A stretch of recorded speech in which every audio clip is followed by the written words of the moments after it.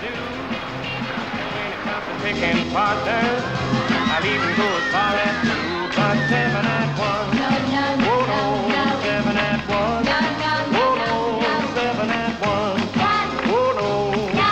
oh no. No, no, no, no. You say you're hardly getting going when I gotta stop and take a rest.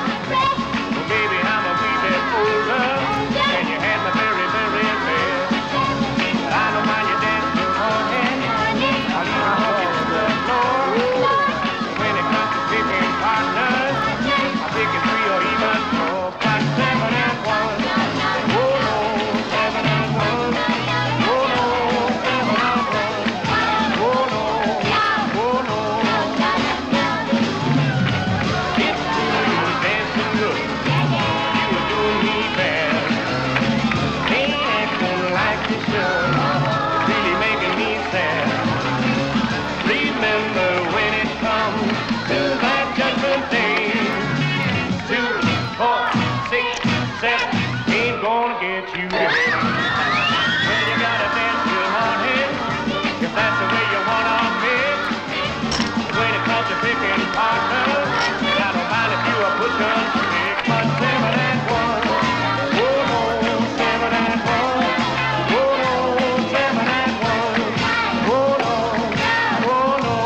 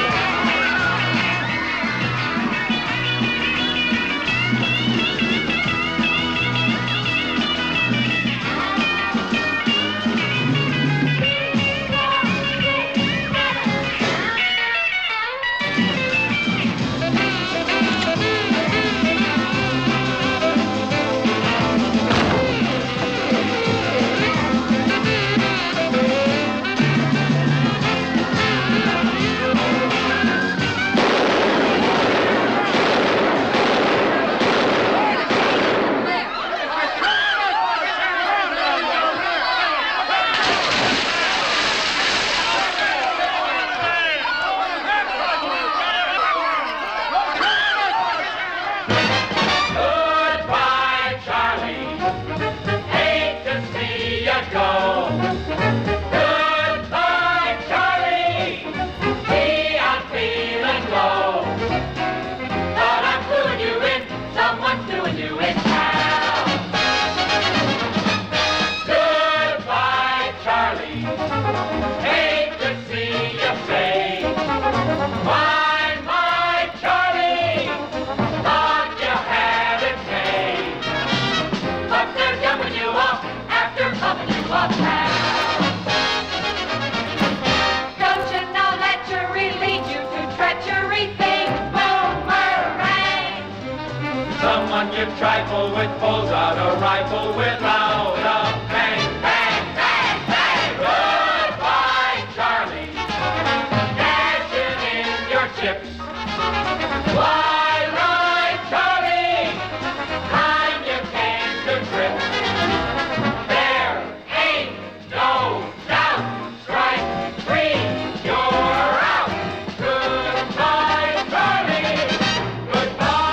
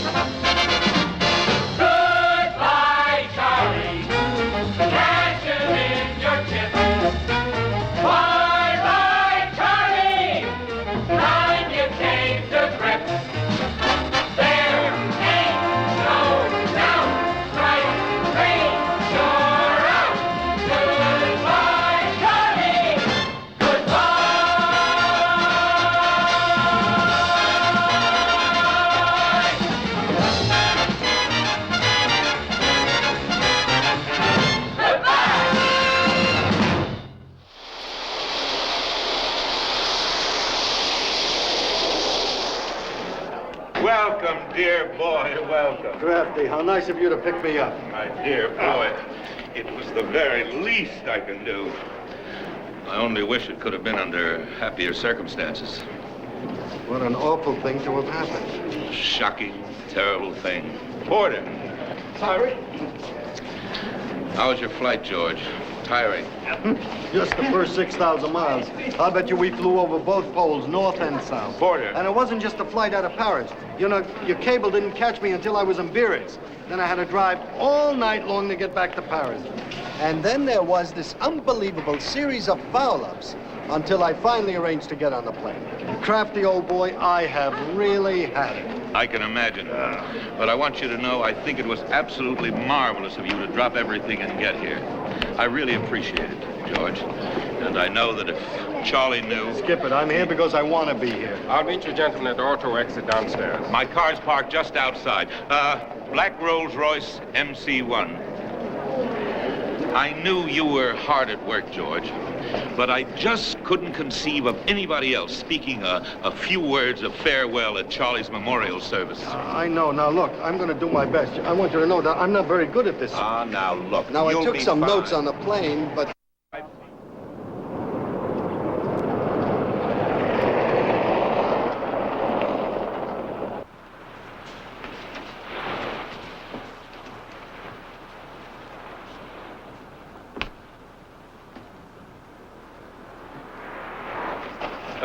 You go in and take care of the crowd. I'll get the bags. Go ahead. Come on, open the door. Come on.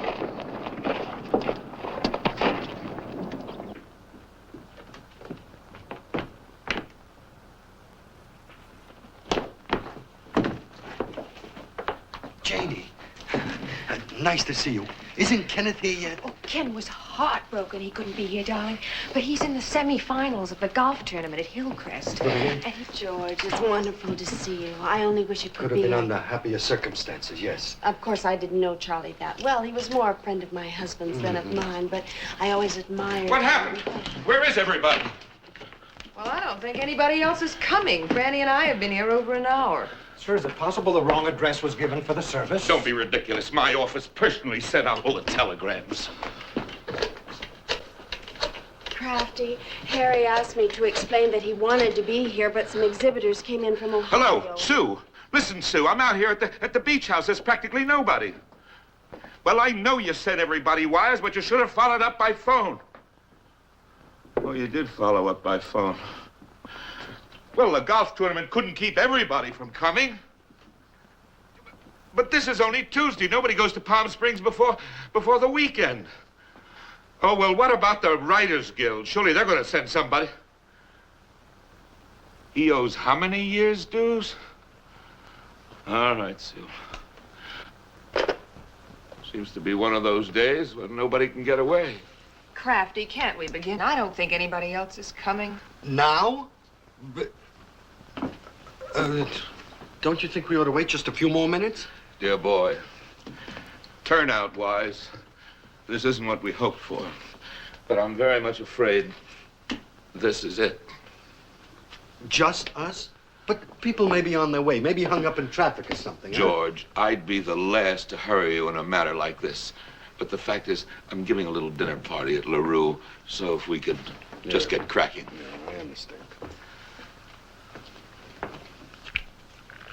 I want you to know I'm not very good at this sort of thing.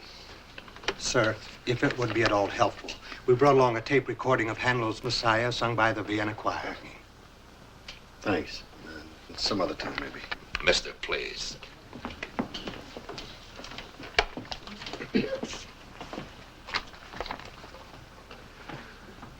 Well, here we are. Those of us who were Charlie Sorrell's friends, gathered in his house while somewhere out there in the vast ocean lies Charlie. First and foremost, I would like to thank all of you here for coming out.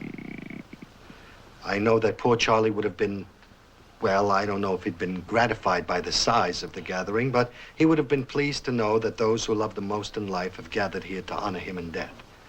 Morton Kraft, his trusted and devoted agent. The lovely Mrs. Salzman, Franny to all of us, who's here representing her husband, Mr. Harry Salzman, the head of Charlie's studio.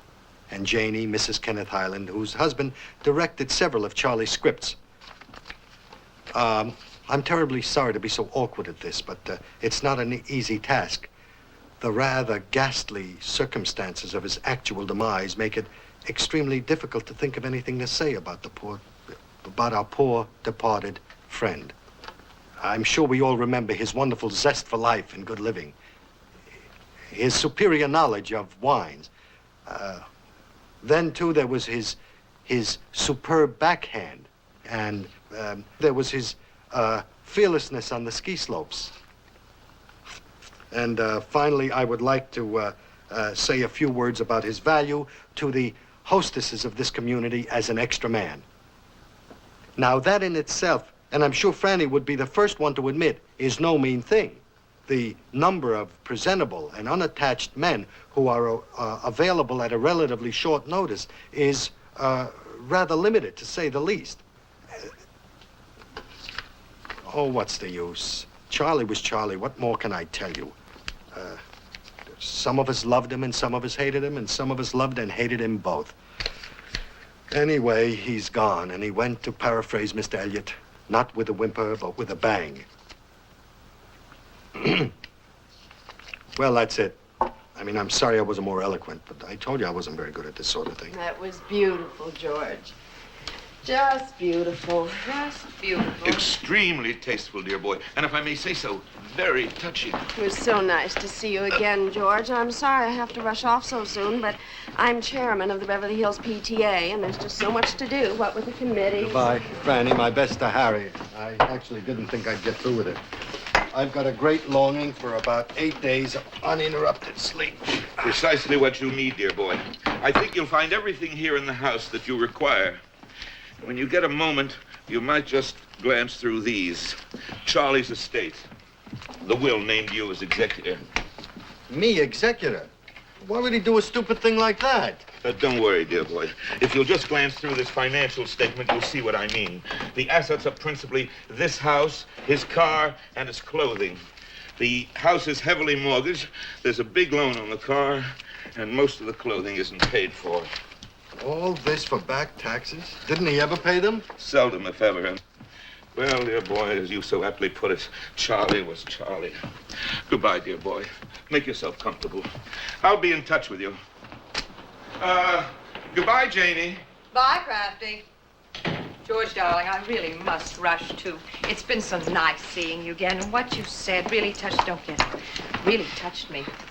You know, I feel a better person somehow, a little finer and more noble.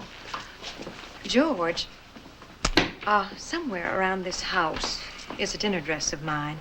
I left it here one night. Well, I couldn't very well wear it home in broad daylight, could I? I understand. You want me to go look for it now? Oh, no, darling. But if you find it, would you just mail it to me? It's an original. Cost $850. Sure, Janie, sure. Thanks, George. Bye-bye. I'll put your bags in the bedroom, sir. Thank you. Excuse me, sir. Yes? Our after-grief service will remove the chairs tomorrow. Thank you. Will there be anything else this evening, sir? I sincerely hope not.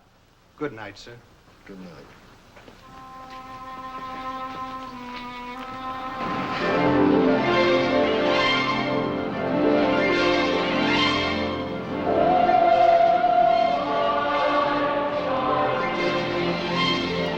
Charlie, you poor old goat.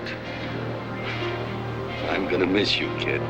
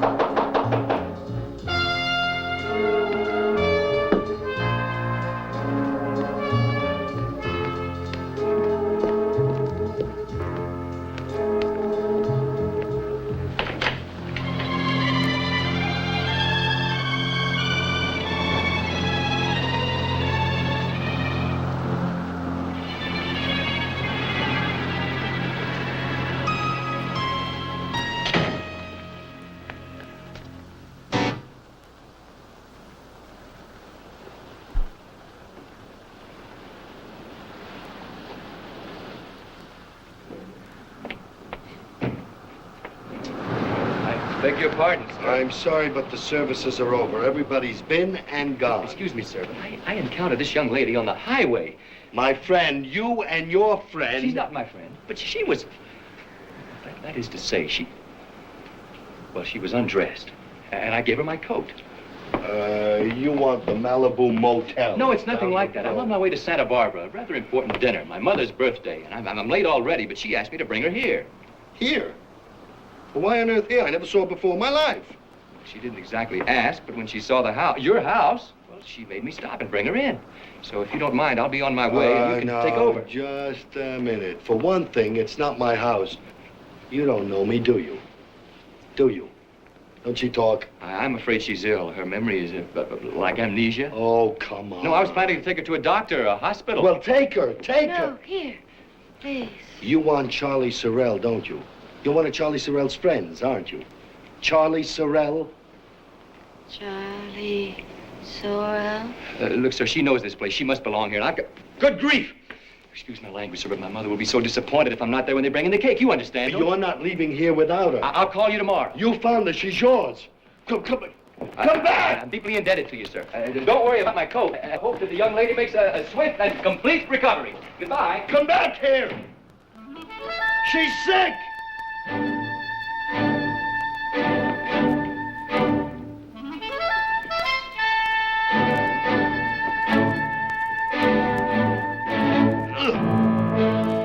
You can't leave her here like this!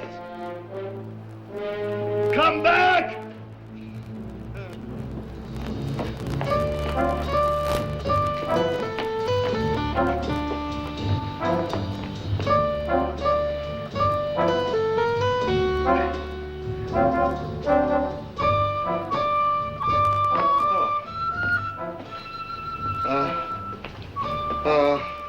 Hey, you. Madam X, wake up. Speak to me. All right, don't speak to me. I'll speak to me. Well, what kind of a day did you have, George? Smashing.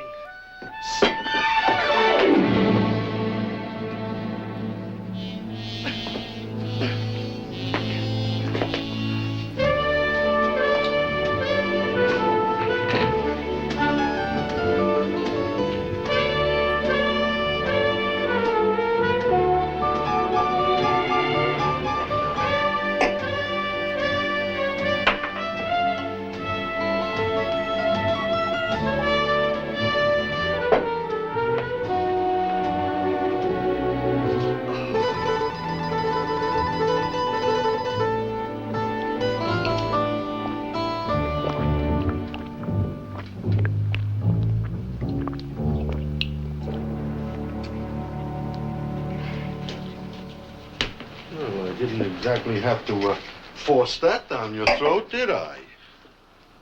It's good.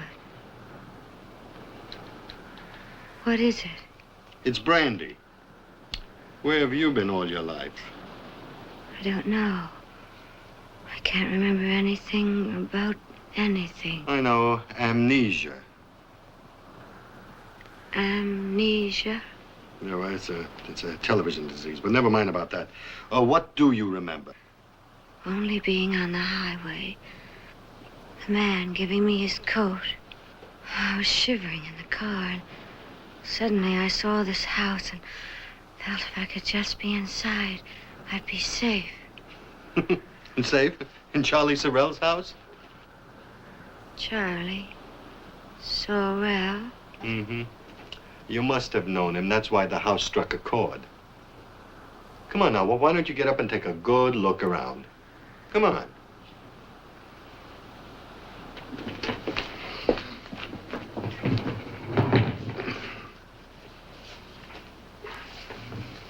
Go on.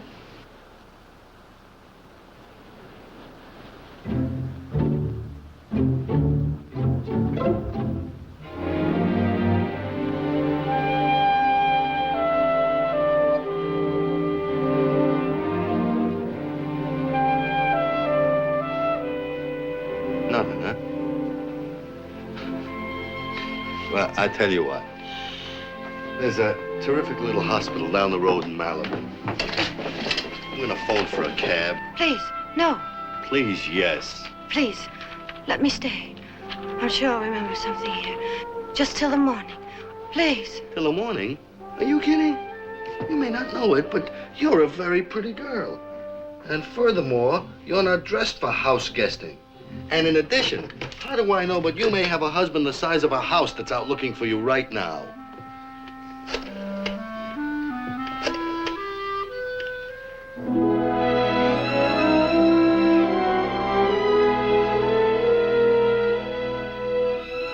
Oh, what the hell? I'm too tired. Come on.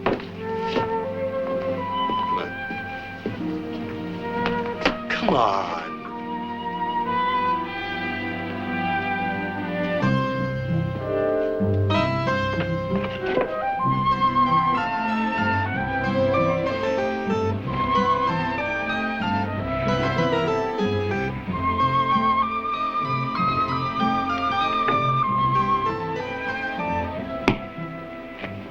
There.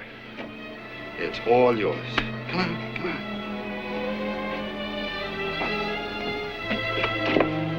The bathroom's here.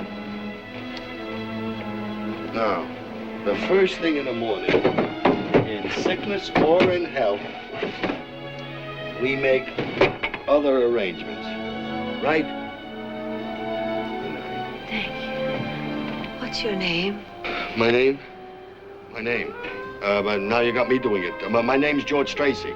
George Tracy.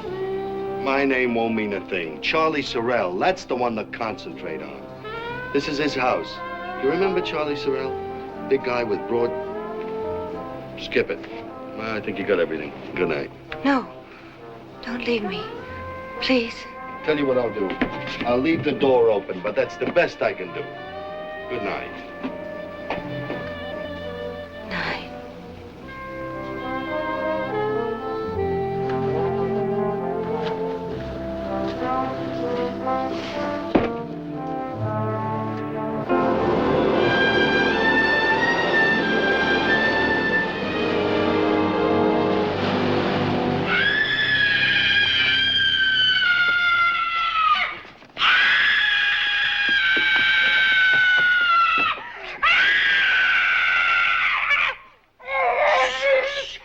There's nothing to scream about. Everything's fine. It's all right.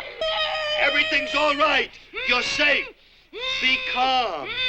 Just...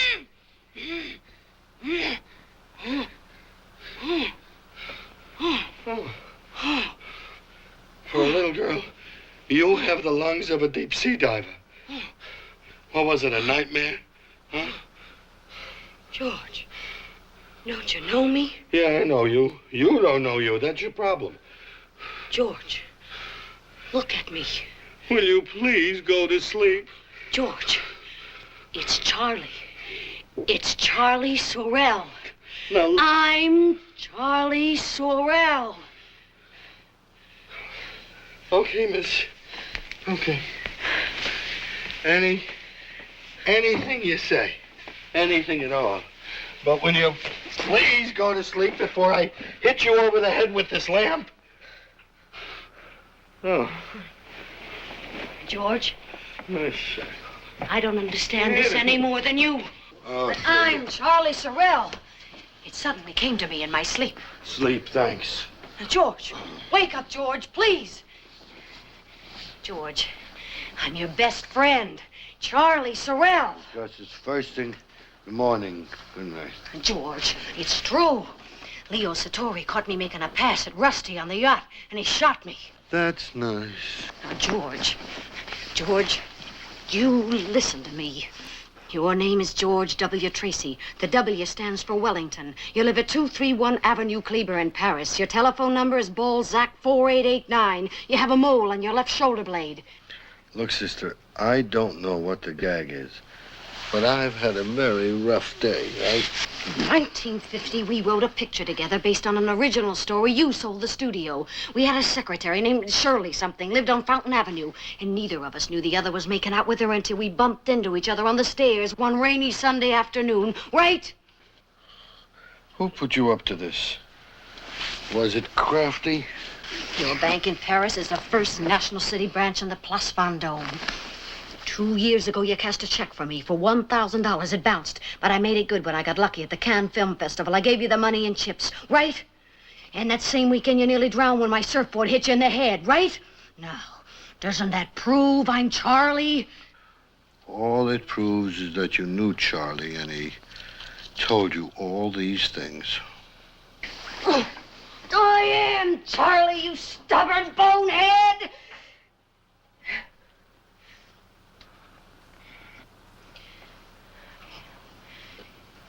What about the time you took that producer's girlfriend, the redhead, to Tijuana for the bullfights, but you got stuck there because it turned out she wasn't an American citizen and didn't have a re-entry permit? I get it.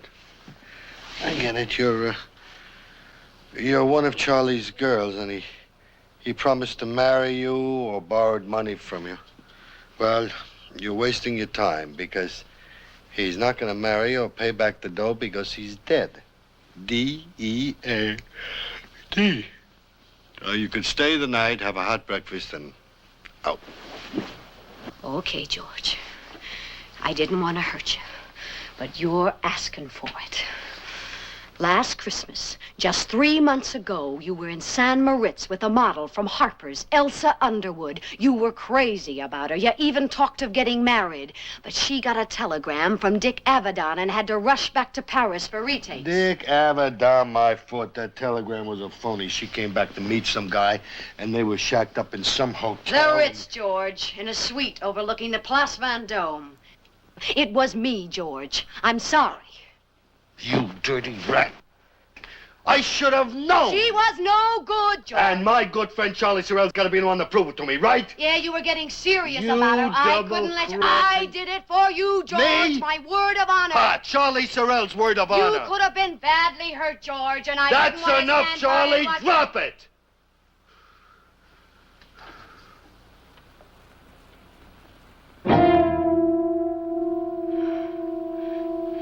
You know who I am now, don't you, George?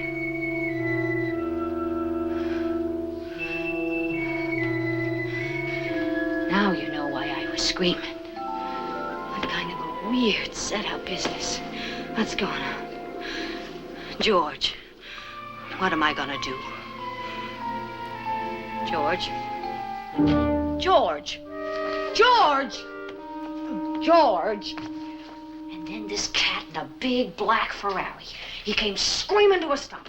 He bundled me up in this coat, and he stuck me in a car. Now, look, I know all about that, but what about the actual, transition? I mean, don't you have any clue to that?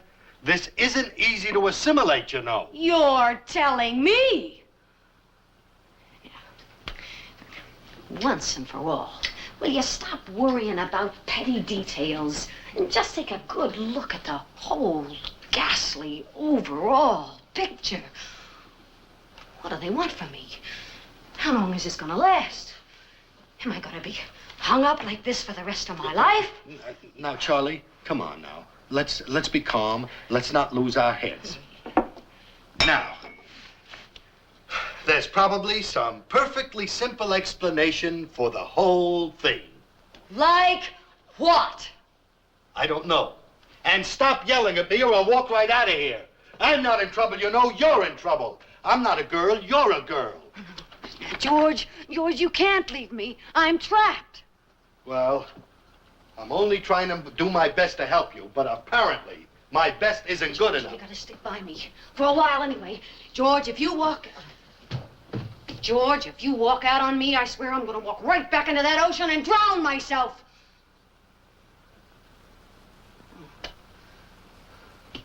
The way they got this thing rigged, I'll probably bounce right back. Like a yo-yo. Well, all right, Charlie, but no more flare-ups, okay? Get calm. Yeah. Okay, yeah. Attaboy. I'm calm. Steady, steady. Okay. I'm steady, and I'm calm. Now what? Now, the thing is to look at this as calmly and as realistically as possible. You, Charlie Sorrell, for reasons that we don't understand and probably wouldn't even care to discuss, are no longer a man. You're a girl. If only it'd been anything else. If only I'd been washed up on that beach as anything. Animal, vegetable, mineral, but not a girl. Not a girl. Oh, come on, Charlie. It's not fair to indict the entire sex. I thought you liked girls. In fact, that was one of your big problems in life. Well, let me tell you a thing or two about those gorgeous girls, George. Nuts! Dangerous, psychotic, truly demented cuckoos. As cute and cuddly as a flight of tracer bullets. They can have lovers the way other people eat cherries. But if you take another girl, even to lunch in a drive-in, whammo! They lie to me and to you, to their husbands, to their lovers, to their analysts, and the cashier in the supermarket. Oh, I know I've been accused of treating girls badly, George, and I have. But only in self-defense. Charlie, suddenly the whole thing is blindingly clear. What whole thing? This thing that's happened to you. There is an all-wise, all-seeing providence, and you are its special baby. What are you talking about? It's the Old Testament speaking. The master plan. An eye for an eye. A tooth for a tooth. Cut it out, George. You're scaring the hell out of me. But there's a grandeur about it that's staggering. All your life, you've taken advantage of women. You've been the wolf, let loose on the Assyrian fold. And now, the punishment has been created. Custom-tailored, in fact, to fit the crime. The tables have been turned, Charlie. Instead of pitching, you are the catcher. What a horrible thought. It's as though I'd been a gourmet all my life, and now suddenly I'm a lamb chop. George, do you realize I hit you with my left? Huh? You did? Oh, yeah, it's okay, Charlie. No, George, that was my left. My famous left hook. You always said it was lethal. You should have gone down like a sack of oatmeal. Yeah. Nothing! No, this is too much! I won't stand for it! Charlie. Maybe I haven't been the West Coast Dr. Schweitzer. No, Charlie. Maybe I do deserve Charlie, some kind of a that's okay. payoff. We're gonna work this out together. We're gonna work this out together, Charlie. Now relax. Yeah. Be calm. Okay. I'll get you a drink. Now just be calm. Yeah. I'll get you a drink. Right. Think of something, George. Please. We will. There are any number of possibilities, and we're gonna try them all. Charlie, you're out of vodka. Yeah, well, try the bookcase. I used to hide stuff there from the maid. The bookcase. What possibilities, George? Name something. Well, in the first place, there's a chance this whole thing might blow over. Of course, then we're in the clear. Where in the bookcase, Charlie? Behind War and Peace. Where else would you hide vodka in a bookcase? War and Peace. War and Peace. But what if it doesn't blow over, George? War and Peace. Then what? Then, in that case, we've got the whole medical profession to go back on. You know, it could be glandular. Maybe it's your metabolism. Maybe a good psychiatrist might even help. Honest, George, you think that might help? I don't know, but it's worth a shot, isn't it? Yeah, sure. I might as well. The shape I'm in, I'll try anything. That's the spirit. Now, there's this doctor in Beverly Hills, what's his name? Kessler, something like that. But he's treated practically all of Crafty's clients, and they swear by him, say he's a wizard. I'm going to make an appointment for you this afternoon. Oh, George, I don't know what I would have done if I had to face this without you. Oh, forget it. You're the only friend I've got. I wouldn't say that. George, what are those things? Were you running a floating bingo game? No, we had a memorial service for you here yesterday. On the level? Mm-hmm. Good crowd, huh? Well, actually, we did our best to keep it down, you know, just the real chums. I delivered a sort of a eulogy, I guess you'd call it. You should have seen how affected they were. There wasn't a dry eye in the house. Thanks, kid. A memorial service. Why not? Charlie Sorrell is finished, left hook and all.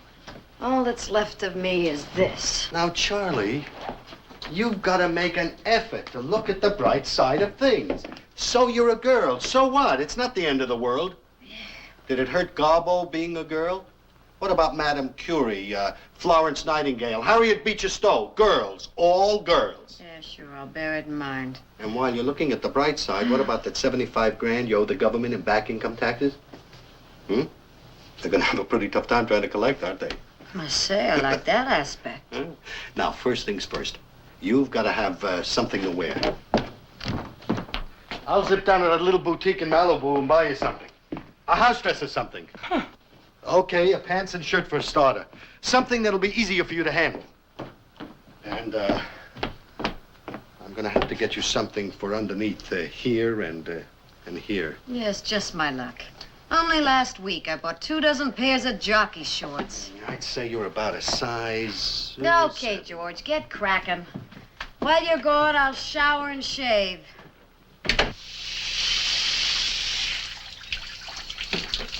Here's something, Charlie.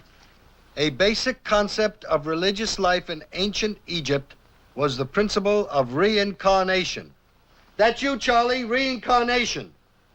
In general, the transmigration of the soul was reserved for those who had on earth led worthy and wholesome lives. And these fortunate souls returned in the form of birds. You want to try flapping your wings, Charlie? Similar beliefs. Hey, George, come here. Huh? George, look at this. Similar beliefs existed among certain prehistoric Inca and Mayan peoples. However, the priests thought that souls survived on Earth as a living shrub, tree, or other foliage. And...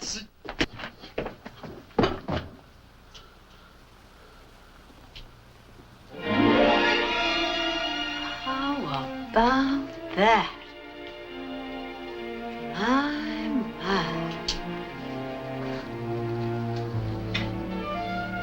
Good old Mother Nature. Imagine. I don't have to go see Brigitte Bardot movies anymore.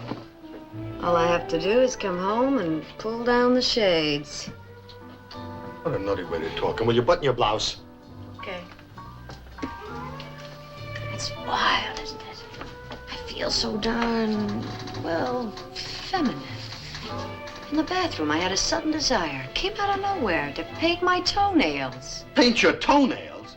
What are you, some kind of a... Now look, right now we have an awful lot of business to discuss. Your affairs are in a terrible mess. My mind is the mind of Charlie Sorrell. I don't have to tell you what that's like. But it's all mixed up with something kind of soft and tender and clinging. Now, Charlie, don't let this thing get you all twisted and turned inside. I mean, remember, steady and calm. I'm fine. What's wrong with you? Me? Nothing. Nothing at all. Hey, George, you think I'm attractive? Man to man, George, tell me the truth, huh? Charlie, you are undoubtedly a very attractive girl. And now, do you mind? Let's get down to business, huh? Business. Is that all you can talk about? No wonder American women are so frustrated. Charlie, you're broke. Did you know that? I mean, this is your estate, of which you so kindly made me your executor. You're not only broke, you're bankrupt. And I can't help you, because I spent practically the last of my dough getting here for your lousy funeral. You know, George, it hurts me to see you worrying about money.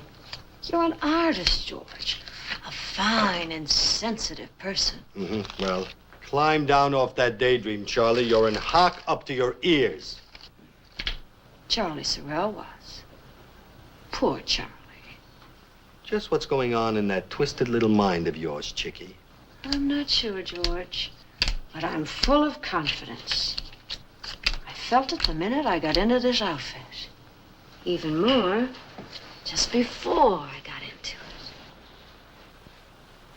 This is a town full of suckers, George. We both know that. Male, female, or what have you. And I'm fully equipped to handle anything.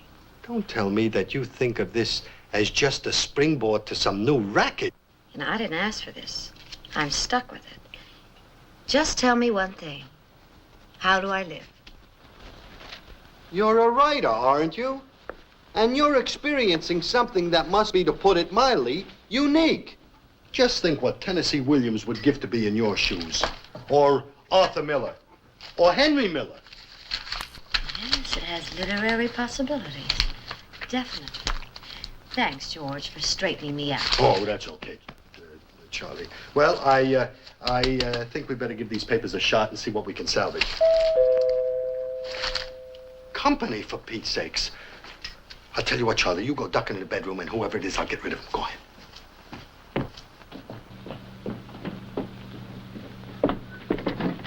Hello. Oh, how are things in Santa Barbara? Oh, very nice. Thank you, sir. Good. I was driving into the city, and I thought I'd just stop and... Oh, of course. You want your coat. I'll get it for you. Just a minute. Your coat. Oh, no, sir. No, I didn't come for my... Sorry, sir. I didn't come for my coat. I thought I would just stop and inquire about the health of the young lady. Well, the health of the young lady is fine. That's of you to inquire. She seemed so ill last night. Are you sure she's really herself again? That's a moot point. But she had a marvelous night's sleep last night, and I'm... Hello. Oh, hello. Won't you come in? Yes, with pleasure. Gee, you really are better, aren't you? I'm glad. It's so good of you to be concerned about me. Thank you. Oh, thank you. Permit me to introduce myself. I'm Bruce Menton, III. George Tracy, this is... Mrs. Charles Sorrell. Mrs. Charles Sorrell. I'm delighted to meet you. Mrs. Sorrell? Yes. I'm a widow. Oh, I'm sorry. It was tragic, really. I lost my husband. One of the finest men I've ever known. Taken from me. Cut down in the sunshine of his youth, talent, and beauty. But life belongs to the living. We must go on. And we have 1,000 things to do. I want to thank you for your kindness last night. Oh, I was only too glad to be able to help. Oh, I mean, there I was, wandering around in that awful state. I might have been picked up by just anybody, some awful person, instead of by a gentleman. Thank you. Oh, I know a poor widow's gratitude isn't much, but... Oh, it is. It means a great deal to me. I mean, to know you're well and recovered makes me very happy. Oh, that's very kind to worry about a total stranger. Of course, now that I'm well, we don't have to be strangers. Hello, Dr. Castle's office? Yes, I would like to make an appointment, please. It's an emergency. Mrs. Charles... No, not next Thursday at 4 o'clock. That's out of the question. Well, couldn't you ship one of your patients? This emergency might explode any minute. Oh, thank you. Are you driving that sweet new Ferrari today? Yes. It's marvelous in black. My favorite color. It's mine, too. That's the new 4 carburetor model with a special sports body by LaFranco. Mother ordered it for me last birthday. I hope you'll accept a ride in it when you're fully recovered. Oh, with pleasure, Bruce, with pleasure. Oh, my goodness, look at the time. Oh, I'm awfully sorry. I have to run. I must get into town and do something about my hair. It's a mess. George! Oh, George, dear, I'll need the keys to the car. Oh, I don't know if George, that's you still have that charge account at Saks Fifth Avenue, Now, don't you? wait a I just minute. need a few things. Thank you, George. Isn't he marvy? I don't know what I would have done without George through this whole thing. Bye, Bruce. Excuse me, George. Excuse me. Just a minute. George, I'm in a terrible rush. Well, slow down. Now, what was that disgusting little two-shot in there? I was only trying out the new equipment. And George, it really works. It's dynamite. I really had his motor racing. And I haven't done anything yet. Sachs is out. I got you an appointment with this Dr. Kessel at 3 o'clock. Here's the address. Who? The psychiatrist. Me? Oh, I don't need that now, George. I'm fine. But you don't know how tough it is to get an appointment with this cat. Why don't you keep it, George? Me? Yes, you're in terrible shape. You could crack up any minute. I'm really worried about you. See you later, George. Excuse me, sir? Mr. Tracy, may I ask you a question? Have you any personal, that is to say, emotional interest in Mrs. Sorrell? I admit to you, frankly, I'd like to see her again. But not if I'm trespassing on... I happen to be his best friend. That is, our husband's. And in his will, he made me executor. That is, his executor to her estate. Now, that's quite clear, isn't it? Yes. Then it's all right with you if I call on Mrs. Sorrell again. Quite honorably, of course, I assure you. Thank you, sir. Thank you very much. And may I add, sir, you've made me very happy. Very happy indeed. You there? May I help you? Yes, I'd like the works. Everything? Yeah. Everything. You're new here, aren't you? Honey, I'm new everywhere. May I have your name, please? Mrs. Charles Sorrell. I see Franny Salzman is having herself done today. You know Mrs. Salzman? I know her. She doesn't know me. But you might tell her I'm here. She's not in yet, but I'll be glad to tell her. Will you follow me, please? Yes, love to.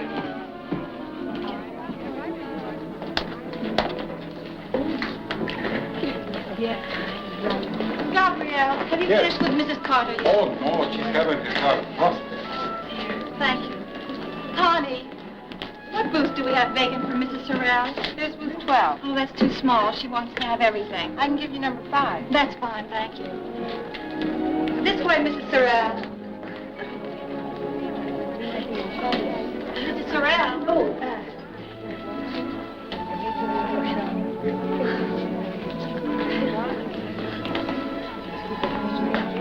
Sydney! Sydney! Sydney! Well, look what those fools have done to me!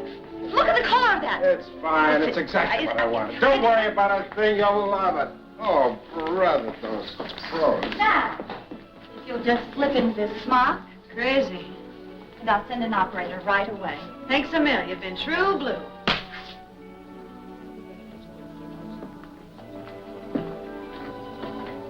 It's funny. Not the same thing at all. I don't want it too curly. I told you that from the beginning. Mrs. Salzman, it won't be too curly when I tease it up. Excuse me. Mrs. Salzman, do you know a Mrs. Charles Sorrell? Mrs. Charles Sorrell? There's no such person. Well, the lady in booth 5 insists she's Mrs. Charles Sorrell, and she says she knows you. Are you sure? Mrs. Salzman. 4 hours.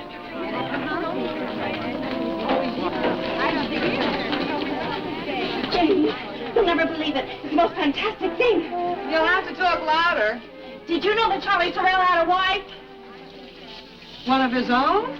I don't believe it. She's here now. What? In booth 5.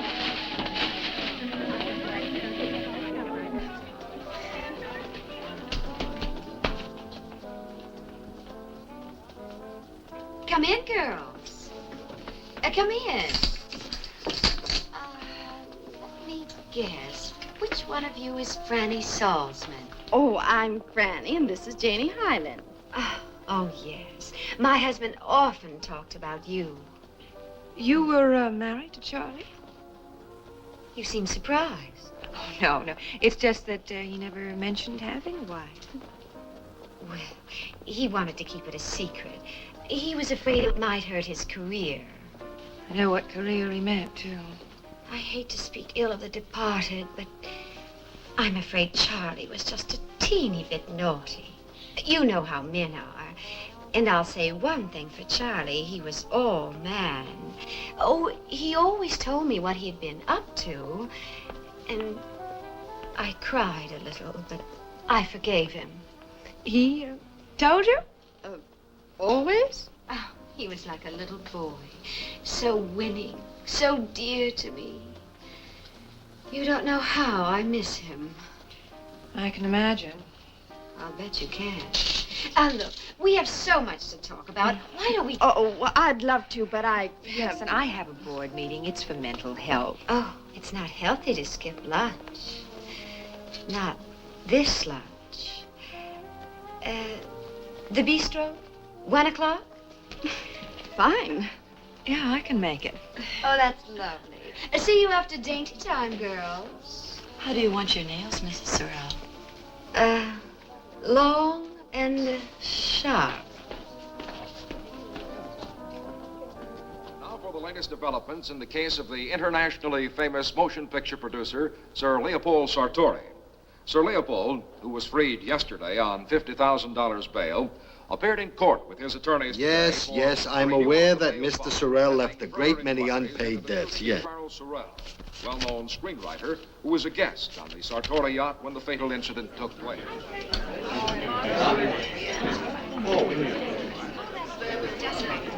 Janie, will you sit over here and Franny right this Thank you. Now, I notice you're not wearing a wedding ring. no. Now that I'm a widow, there's no use cramping my style. I know it may sound heartless with poor Charlie moldering at the bottom of the ocean, nothing but fish bait, really. But after all, we're not living in the dark ages when a wife used to throw herself into the flames. I mean, it's not as if Charlie had been faithful to me or anything like that. Shall we order now? Captain. You know, I had a very special reason for wanting to talk to you girls. Really? Yes, I'm not going to bore you with any figures, but the fact is, Charlie left me practically penniless. Now, I could stay here and try modeling, or maybe even the movies. I'm sure you girls would want to help me, or your husbands. But what I'd really like to do is to get far away from Hollywood, maybe back to Europe. Unfortunately, I'm penniless.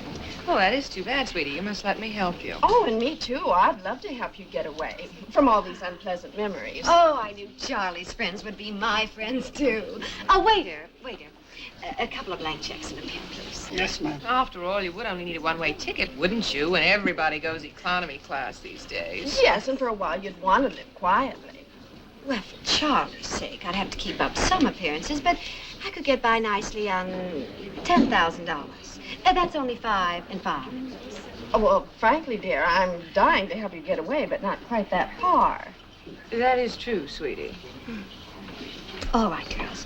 If you can't help me with cash, maybe you could give me some advice. Oh, all you want. Like a shot, sweetie, like a shot. Please, that word. Sorry.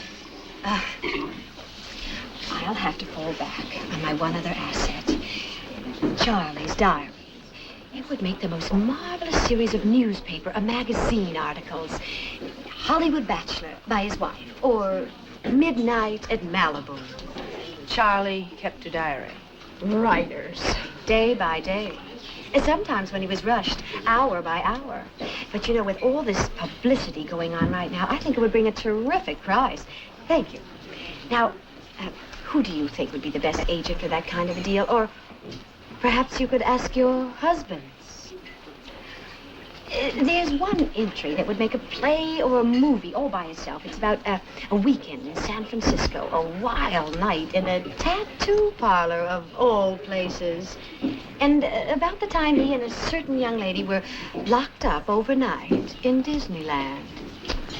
Apparently to Charlie, nothing was sacred. Think of it.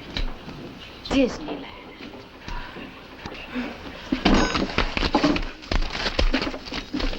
Are you trying to tell me that you sold a story? Mm-hmm. To whom? Oh, a couple of independents. Nobody you'd know. You've been away so long. Well, that's great, Charlie. The down payment was 10 grand. There'll be a lot more. Oh, a lot more. I'm doing it as a posthumous memoir of Charlie Sorrell. Well, that's terrific, Charlie. You ought to do it in the form of a diary. George, that's genius. A diary. Why can't I ever think of things like that? Well, oh. Hello? This is the seaside home of the late, great Charles Sorrell. Who? Oh, yeah, he's right here. Here, George. Hello? Who? Yes, put him on. You will not believe who is calling me on the phone. Sir Leopold. Hello, Leo? Mm-hmm. Yes, that's right. Yes, I heard it on television. Congratulations. Yes, it's a very good picture of you. No, it doesn't make you look a bit old. What? Tonight? You're not serious. Are you ready for this? Yeah. He's giving himself a coming out party, and he's got the nerve to invite me. Party? That's wonderful. No, I'm sorry, Leo. I couldn't possibly make it. Oh, yeah, you can. You know, it's, I just got off a plane. It's been a very long flight. You know, the change of hours and everything. Listen, I'd better take a rain check. Well, hold on for a second, please. What are you doing? I want to go. You will go to his party, the man who killed you? Live and let live, please, George. No! Leo, can we keep it open? If I can possibly make it, but don't count on it. Goodbye, Leo. Right. You and Satori at his party to celebrate his release for murdering you. That's not only indecent, it's insane. Welcome home,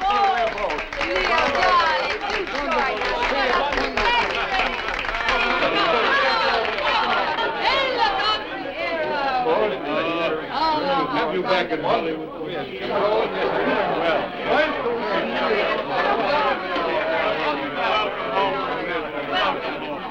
Oh, my friend, my very dear friend.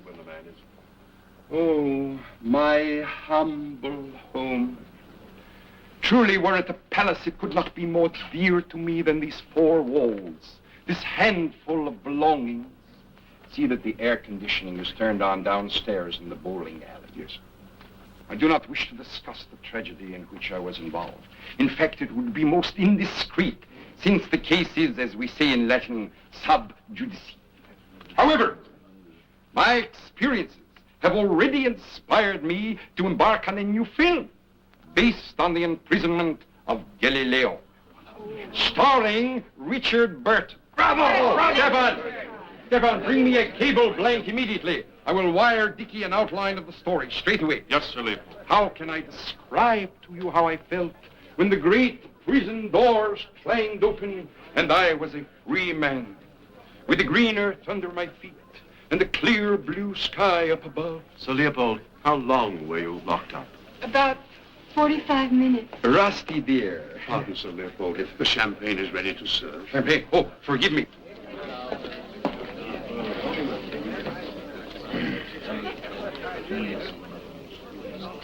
Too cold. You must allow the wine to breathe for a few minutes after it's poured before you serve. Welcome home, Sir Leopold. Welcome home. It's so nice. It's so wonderful, all of you. Dinner will soon be served. They will be dancing, of course. Also, the Hollywood String Quartet will play in the small library. And in my private projection room, there will be a screening of the new art film, Hoki Charusi, a Japanese version of Little Women. I could not on short notice arrange anything elaborate for this evening. I ask you to forgive me, and I want to thank you one and all for coming here tonight. But this is extraordinary. Kelsey, you are the girl I so much admired in the ups and downs of the Aztec Empire. You did? But I was just one of the human sacrifices. There were 18 of us. You were much more human. Still are.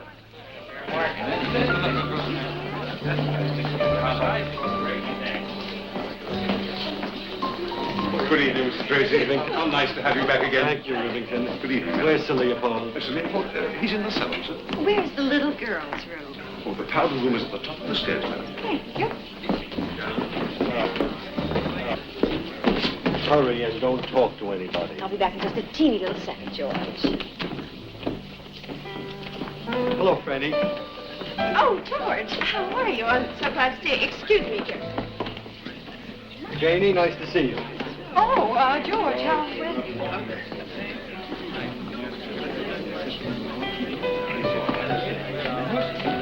My darling, the Sartori Foundation, which I created to help young and unusual talents, has one remaining scholarship.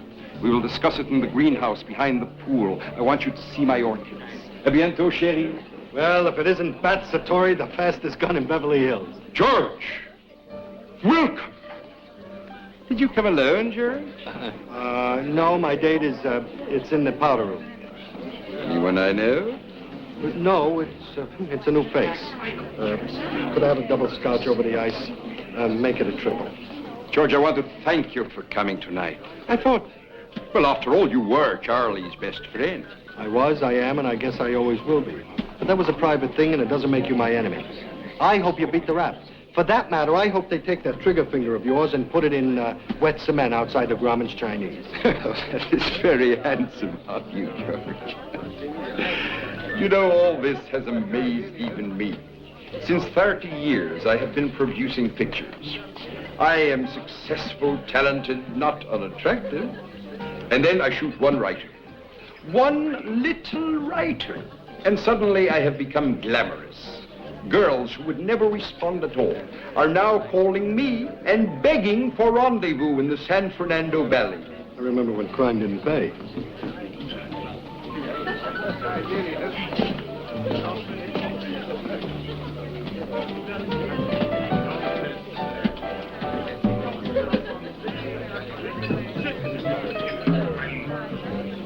Oh, there you are, George. May I present our host? My house and I are yours to command.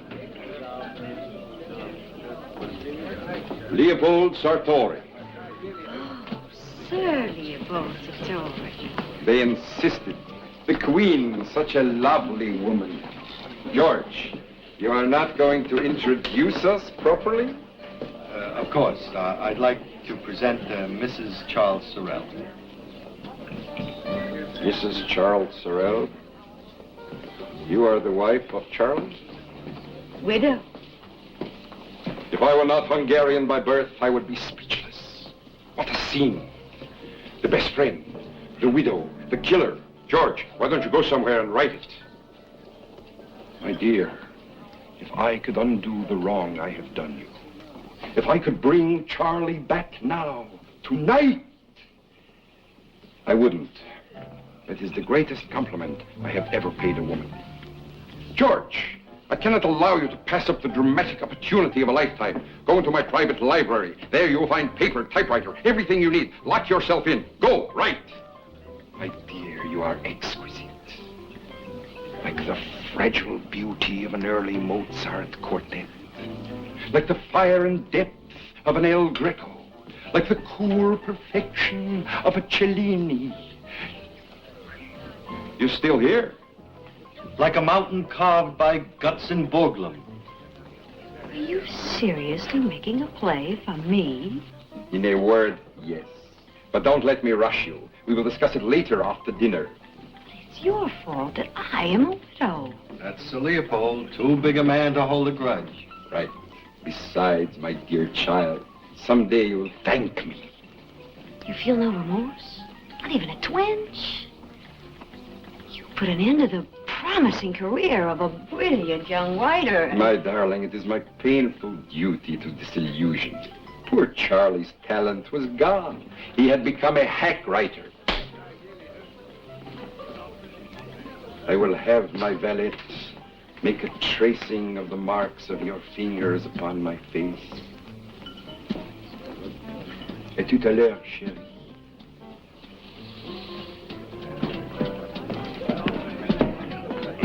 Now, can we go home? Now, I'm hungry. And, George, look who's coming to join us for supper. Who? I don't know what I'm doing in a place like this. I get sick even in bullfights. My dad would never let me associate with show business people. Bankers, you know how prejudiced they are. But I happened to be in Europe alone last summer, and there I was in the reading room of the British Museum in London. You met Charlie in a museum? We were both looking up fertility symbols among the Australian primitives. Well, anyway, there I was up on this ladder doing nothing but pure research. Janie Highland said you met Charlie on the beach at Cannes. You told Franny Salzman the same thing. That was later. They misunderstood. Well, there I was on this ladder, and suddenly I looked down, and there was Charlie looking up. You didn't tell me you met Franny and Janie. We had lunch at the bistro together. Such lovely girls. Where was I? Lunching with Franny and Janie. Tell us about that. That?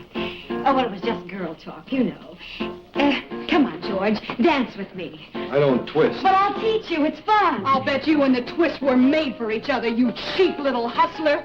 Just a minute. No wonder Charlie never told anyone he was married. He was probably ashamed of you.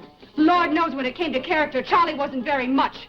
But compared to you, he was St. Francis of Assisi. Well, you got your money, so get out of town fast. What money? What are you talking Just about? jealousy. She couldn't get anywhere with Charlie, so now she's taking it out on me. She blackmailed Franny and Janie out of $10,000 this afternoon by threatening to publish Charlie's diary. Get rid of her, George. She's poison.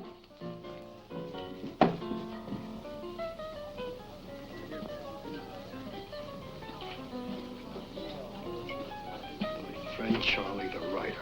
George, you don't understand. I had to have money. You said so yourself. Yeah, but I didn't know what you were willing to do to get it. What am I doing that's so bad? A couple of rich, spoiled broads, and I'm relieving them of a few bucks they'll never even miss. And don't forget, women owe me something. After all, didn't I get shot in the line of duty? And the way that Rusty laid into me, I thought she was my friend. You don't have a friend, Charlie. You never had. Just victims and suckers, and I ought to know because I was on the list. Well, I'm through. I'm quitting the mob. I'm going straight. Okay, quit. You're such a Boy Scout. What do you think this is out here? A Sunday school with swimming pools and palm trees? Well, it's not. It's a dog-eat-dog civilization, and if you want to get the first prize, you've got to get the first bite. All right, Charlie, you're right and I'm wrong. But there's one thing I think you ought to know. You know that memorial service we had for you? Well, there weren't 50 or 60 people, there were 4. Your agent and 3 friends. The 2 girls you hijacked today and me. And next time they'll be able to hold your memorial service in an airmail envelope. Well, goodbye, Charlie.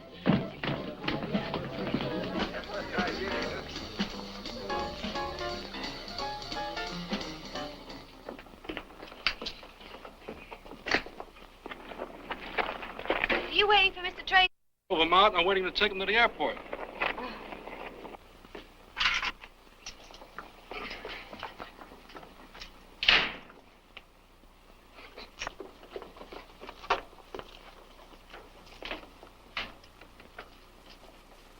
Hi. Nightcap, George? No, thanks. Hollywood parties. You're right about one thing, George. We should have stood home. Oh, I don't know. Some of it was interesting.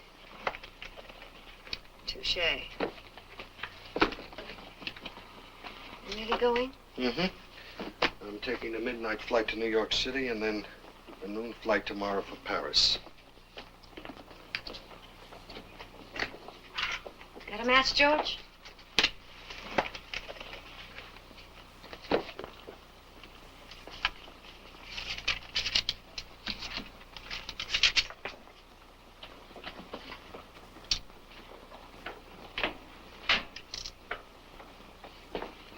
Look, George. The 10 grand I got from the girls. Up in smoke. George, please. How sorry can I get? You don't need me, Charlie. I do. Oh, George, will you give me a chance? I was a fink and a hustler for 36 years, and now suddenly I'm an ingenue. But this is only my first day. I don't know how to handle it. So I reverted to type and I did something lousy. I know it. I admit it. Okay, Charlie. I guess it was only natural. George, if you go, I'll panic. Not you, Charlie, not you. I'm not Charlie. I'm whatever this is. A throwback, a werewolf, something from the deep lagoon. And I'm scared. I'm scared, George. But at least this way, with us, I can talk to you. But alone, I'll fly apart. Oh, no. Oh, no, not that. There. I'm sorry. That's all right. No, look at me. There. I hate girls that cry. All right, now. You cry it out. Feel better. Oh, I'll be a good girl. Of course. I promise. I know. No, I won't do anything bad. Yes, No, I'll get a job as a waitress or a maid. No, don't worry. I'm here. I'll take care of you. Oh, thank you.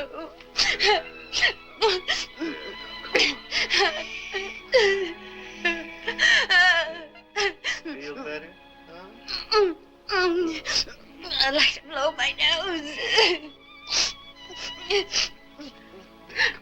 No, I'll do it. You see? Now everything's going to be all right.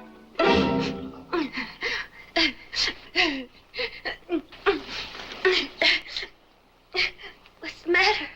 Matter? We were practically necking. It was nice. You and me, that's nice. I felt so secure. Wanted. Wanted?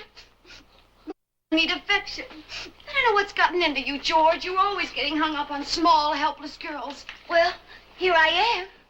No, George, you promised. I promised and I'll stay, but not here. I'm gonna get a room down at the motel down the road, and we'll talk about it in the morning. Don't bother seeing me out. I got a cab waiting. Goodbye, Charlie.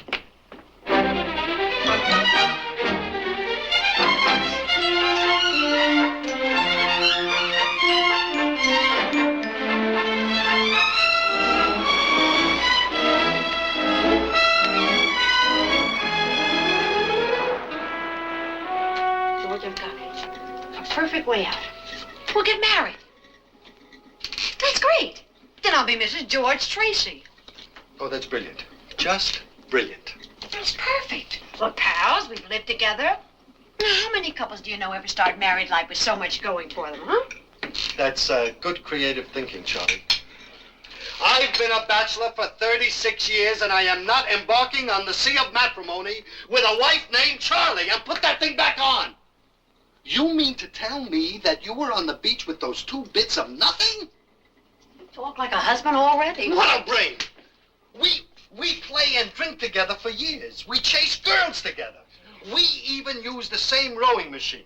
Now, what do? We get married. Charming. Who do you want for your bridesmaids? The Los Angeles Dodgers? George. Ugh. George, it's what you said about identity. I mean, I've got to be Mrs. Somebody, even if it's only for long enough to get a passport and a driver's license. I need a husband. Charlie, what you're contemplating is unnatural, illegal, and probably fattening. And whoever that is, I'll be delighted to see him.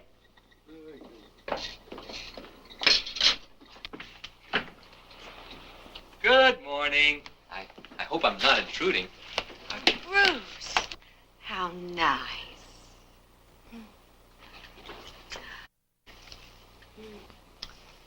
I brought you these.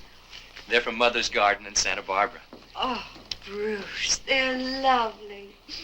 I've got the car, the Ferrari outside, and I thought you might like to join me for a little spin up the coast toward my place.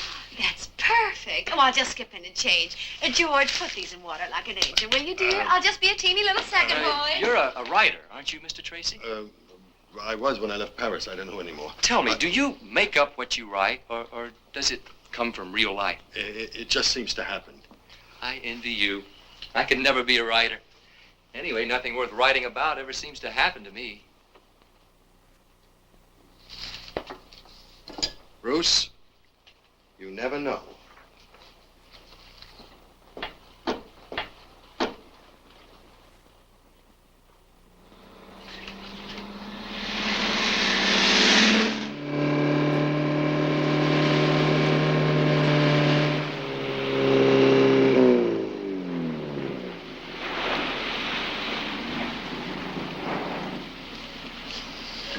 Oh, beautiful.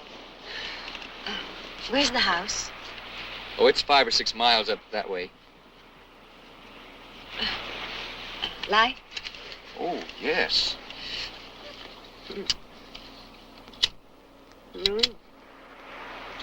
Thanks. Oh, what a pretty lighter. Thank you. I don't smoke, but Mother does. 5 or 6 miles. Yes. You see, at the house, there's just a few hundred acres, and I never seem to be able to get off by myself. So Mother bought me this piece of beach. This whole stretch? Yes, it's nice. I can come down here and just sit, think? What do you think about Bruce? Oh, Mother, mostly, and my cars. I've got this little Maserati, the sweetest little racer you ever saw. 4-liter job, 4,200 cc's, milled heads, augmented camshaft. I don't know what's gotten into her right now. She seems to be a pretty sick little car. Just won't accelerate. What about her air holes? Are they plugged? I thought of that first thing, but they were as clean as a whistle. What's her bore and stroke? 3.5 by 2.5. Magnetos or distributor? Magneto. Tooth velocity. That's your problem, Bruce. Have you stripped her? Not yet. Do it. Never mind your feelings about her, Bruce. Strip her. She'll thank you for it in the long run. You really think so? I will. I will. And then put an overdrive unit between her differential housings. And a little alcohol in her mixture? That always helps. Please, Mrs. Sorrell. Let's do it together. Of course, Bruce. Oh, Anytime. This is so exciting. I can't wait to tell Mother. Me too. Mrs. Sorrell, darling. You are seriously picturing yourself as a bride? Yes. I'm beautiful. Every eye in the church is on me as I walk down the aisle, the organ pealing.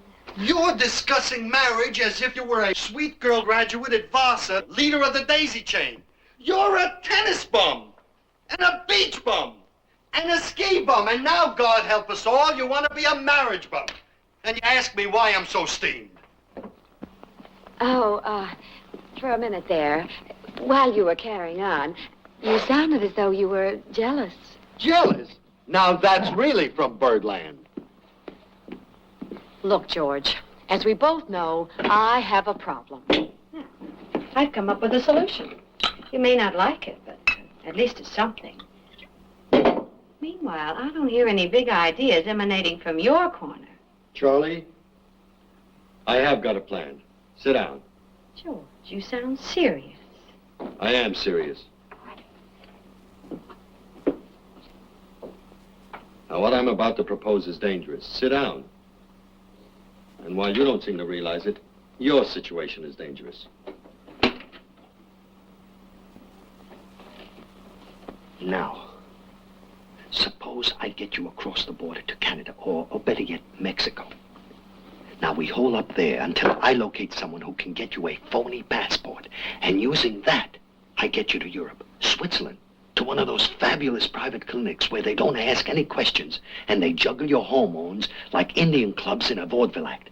Now, all I have to do is find someone who knows the ropes in this kind of an operation, and what's the matter? What's so funny? I'm sorry, George. You, George, in that kind of action? Oh, sweetie. You couldn't smuggle a $2 watch past a blind customs inspector. No, I used to be pretty devious, but even I couldn't attack that problem. Hey, this is for sharpshooters, George, not squares. Battle stations! Nighty-night, dear. And don't wait up for me. I'll be late. Mwah. And don't worry, Georgie. Love will find a way. Surprise! I can't believe it. It's a miracle. Mother, La la. So sweet. That's great. Oh, my favorite. This is my favorite. And I love that. Thank you. That's from the Douglas Fairbanks.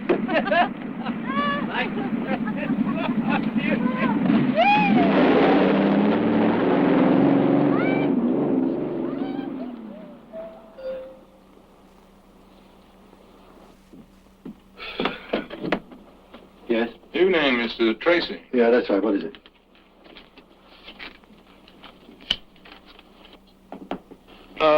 The inspector.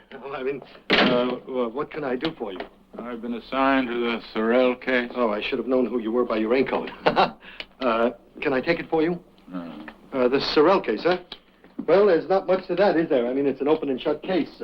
It's a Leopold, jealous rage, a crime of passion, and there you are. I like the way you put that. Well, that's the way it is. I mean, according to the newspapers, it is. Mr. Tracy, do you mind if I sit down? Well, yeah, of course. Thanks. Oh, that's better. A drink? I'm on duty. Oh, I'm sorry.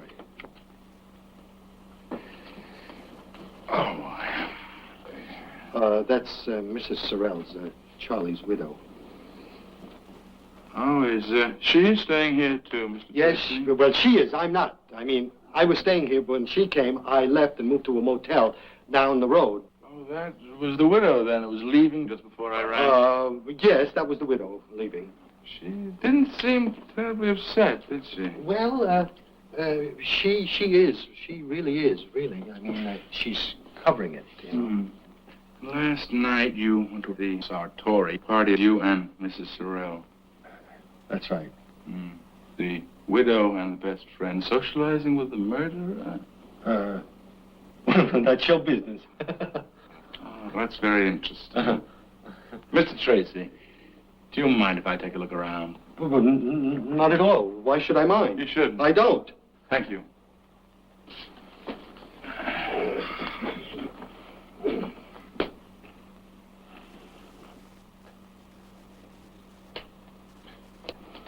Well, thanks very much. That's all? I'll take that drink now, Mr. Tracy, if it's still available. You mean now you're off duty? No, now I'm thirsty. Bourbon on the rocks. Bourbon.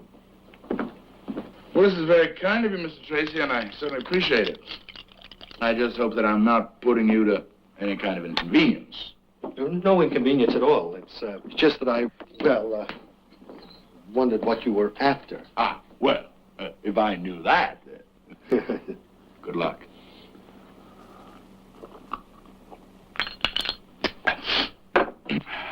Staying in town long, Mr. Tracy?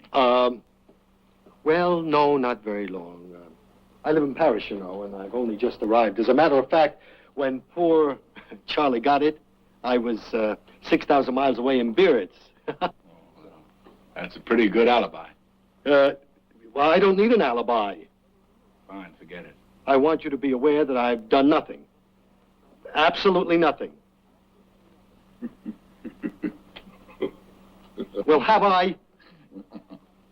Oh, Mr. Tracy, don't you know that people often do things they're not even aware of having done?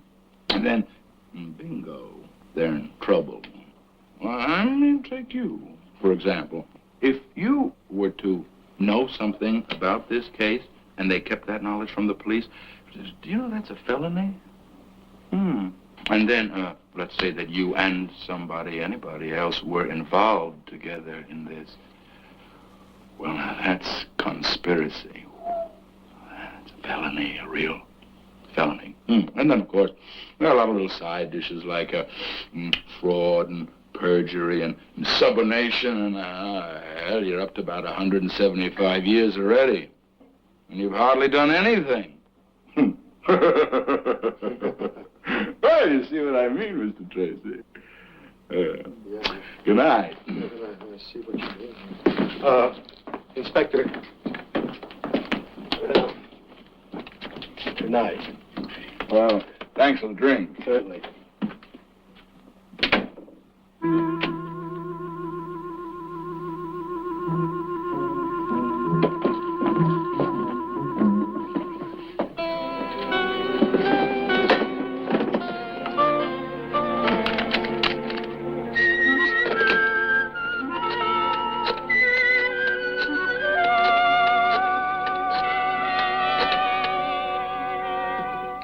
Sir Leopold Sartori, George Tracy calling. It happens to be Sir Leopold's poker evening, sir. Where's he playing poker? At his office? Where's that?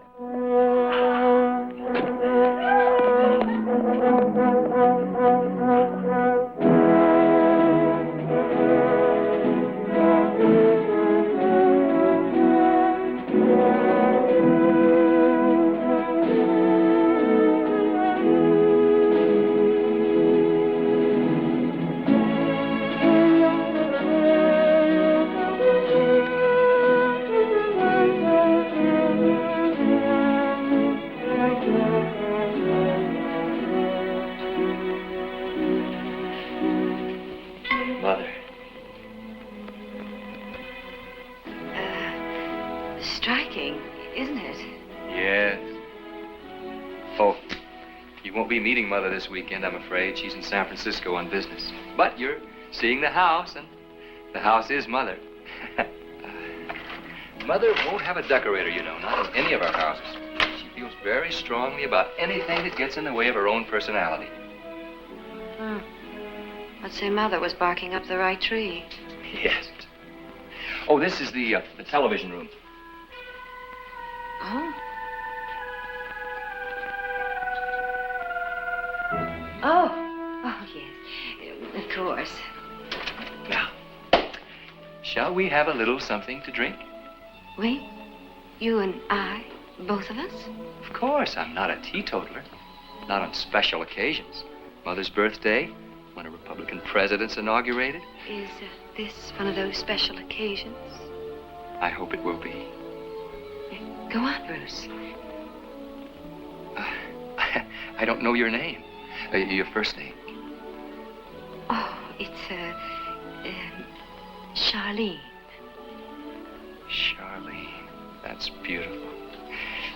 Charlene, I hope you won't think I'm too forward, but I have dared to presume on our brief acquaintance. What's that? I took the liberty of calling Mr. Harry Winston in New York, and he flew this out personally. I hope he flew on an armored plane. May I? Oh.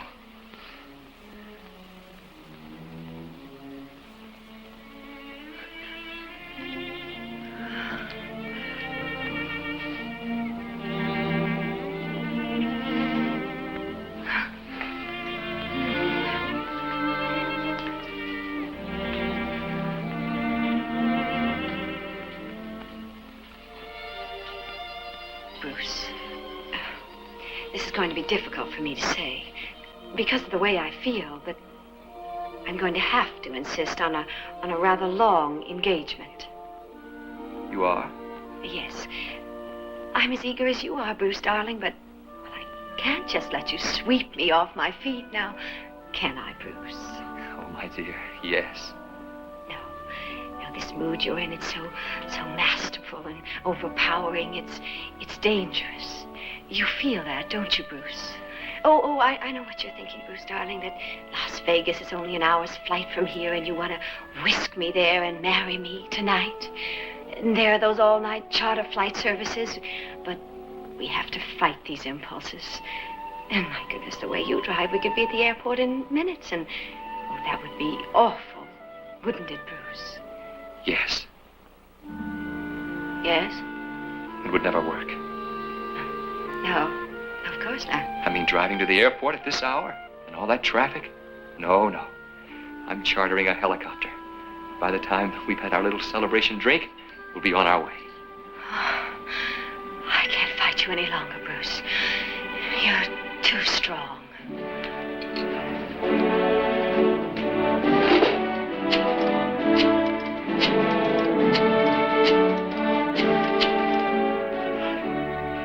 Pacific Charter. This is Mr. Minton. I'd like your small helicopter and your best pilot as soon as possible. But on the lawn at the rear of the house to take us to the airport. I'll also need your small jet for a charter flight to Las Vegas. Right. Thank you. Oh, Charlene, darling, that drink. Love to. But there doesn't seem to be anything Oh, around we'll yet. find something downstairs.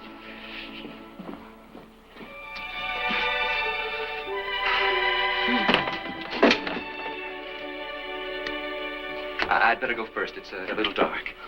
Careful.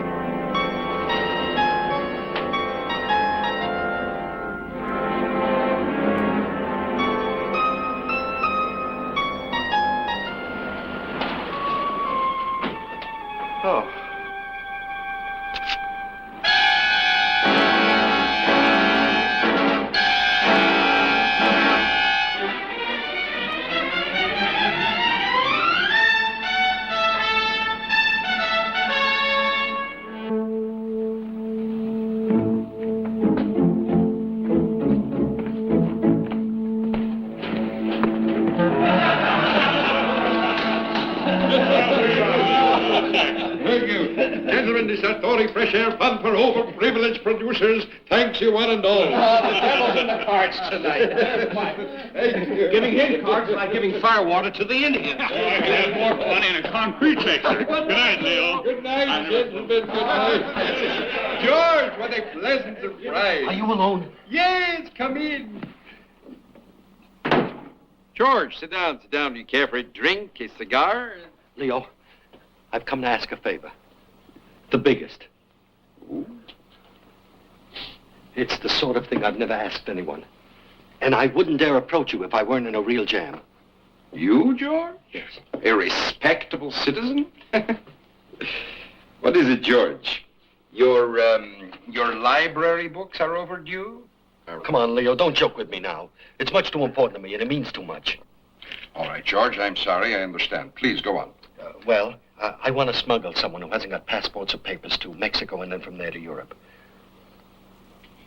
Well, good luck, George. I say that with all my heart. But, Leo, give me a clue. Where can I go? Where can I get some help? George, this mysterious someone you speak of is of which sex? What has sex got to do with it? Perhaps it's just the way my mind runs. Oh, I see. Well, it's a girl. Ah? And, Leo, it's very important to me, and I have to act on it tonight. But why no passport, George? Is she a fugitive? No. Actually, she has a passport. But you see, she's married, and it's a joint passport. Oh, I see. And you do not wish to invite the husband along on the trip? Yes, in general, that works out best. Is it someone I know? No. That is, they're not in films or on the stage. They're civilians. Leo, you've got to help me, or I'm finished.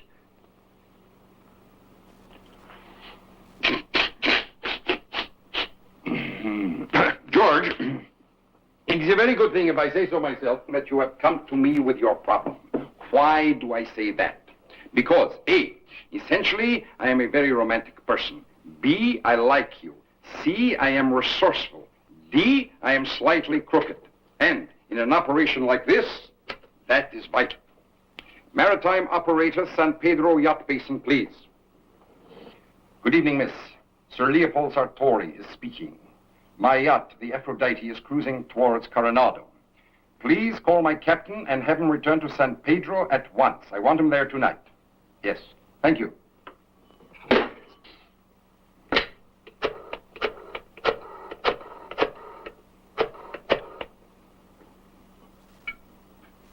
Rafael, Sartori, buenas noches, amigo. I will need your help later on tonight, say in 2 hours.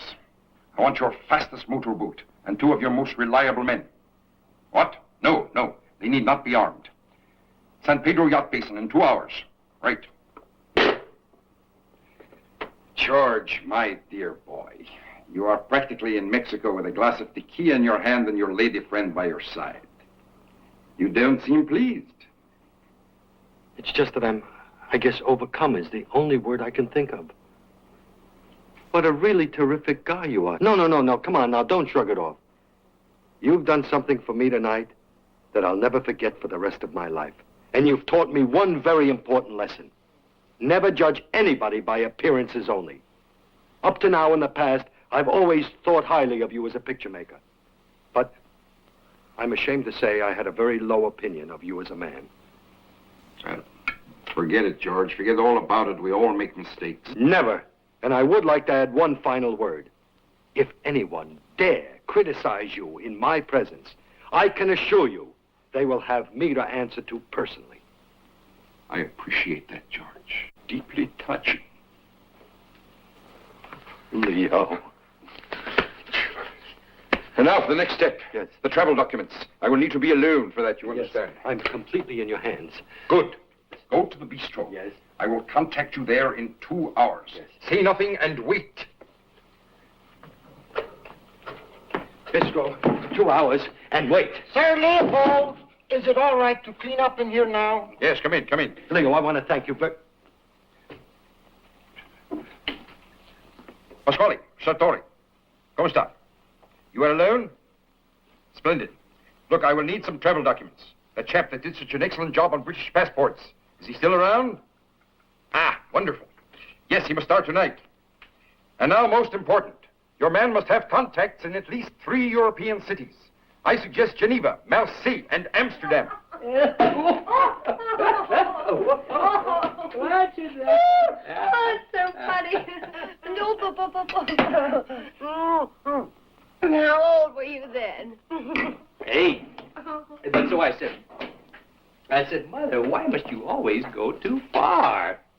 It's so simple. All I want is an orangeade stand like the other kids so I can make my own pocket money. Well, Mother threw herself into that project with the usual bounce.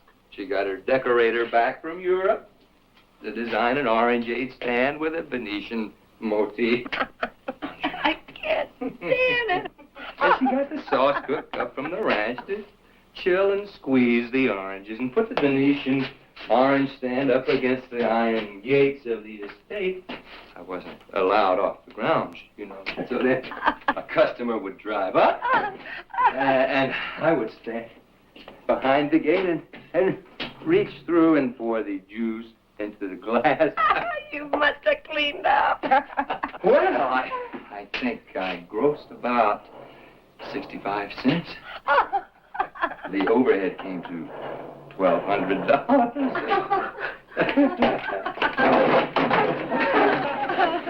Oh, it must have been wonderful to grow up that way with everything. Sure, it must have been.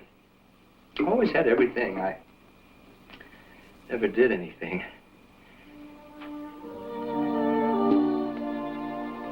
Until the night I met you. You're beautiful. So beautiful. On a bride, that's handy. More than beautiful. A loveliness I can trust. It gives me confidence. I was always very shy. But with you, I feel I can say things I'd never said before.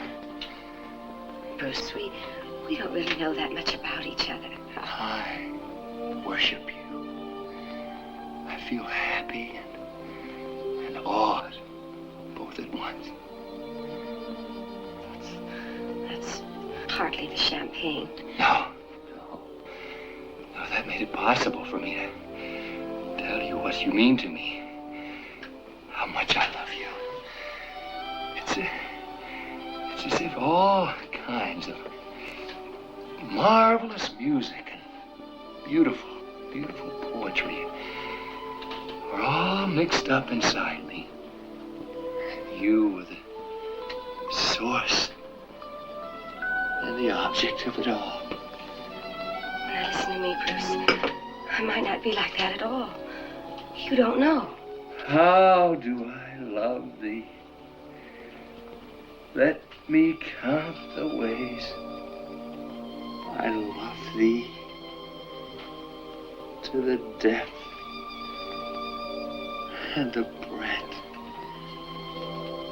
and the height. My soul can reach.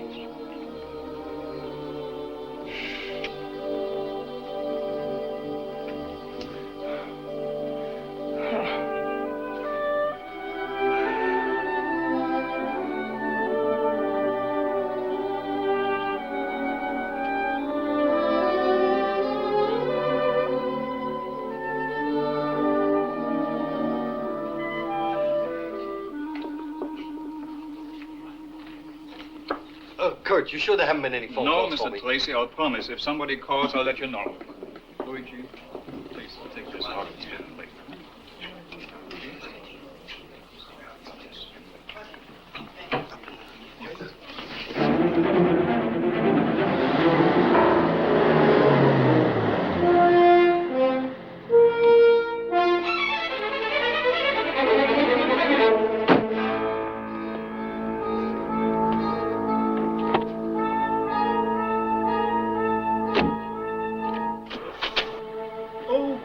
Mr. Tracy. Good evening, Reverend. Is Sir Leopold at home, do you know? No, Sir Leopold hasn't been back Well, since you know, he left this but you know morning. if I can find him.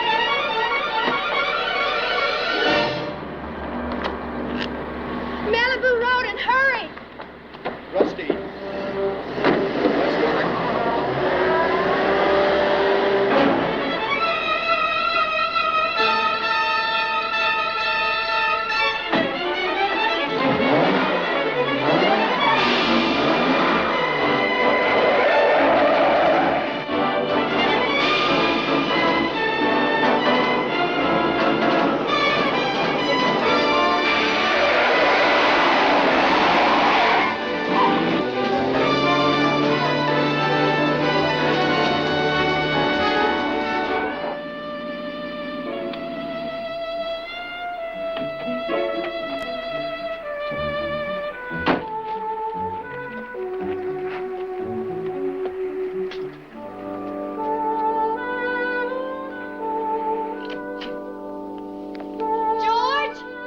Hey, George!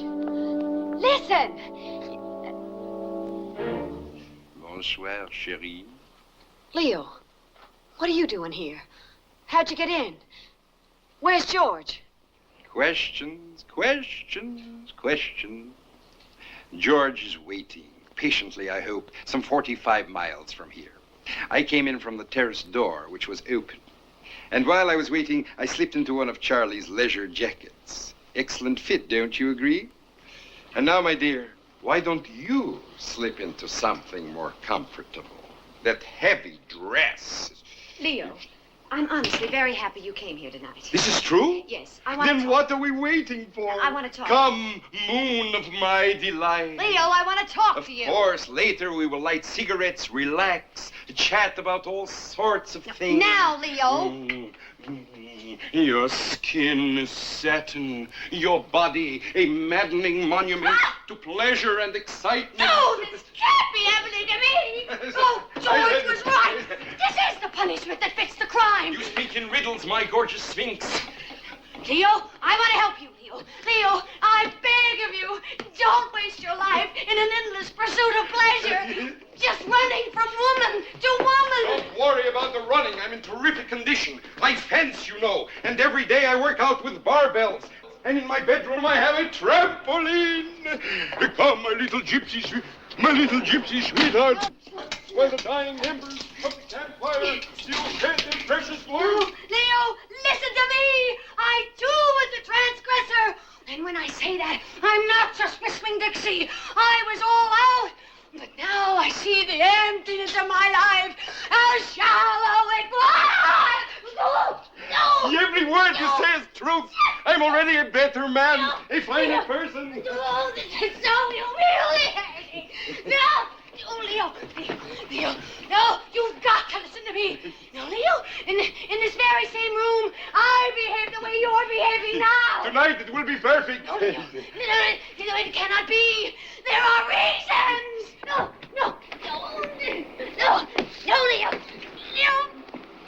You rat! Think! Rusty, how wonderful to see After what you put me through, all the screaming and yelling in 5 different languages, 4 of which I couldn't even understand.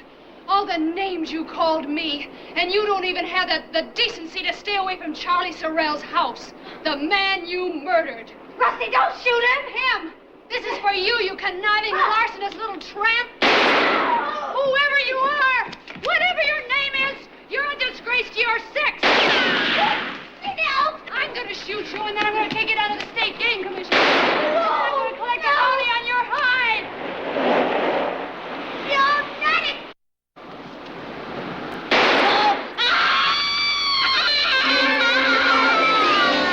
Charlie!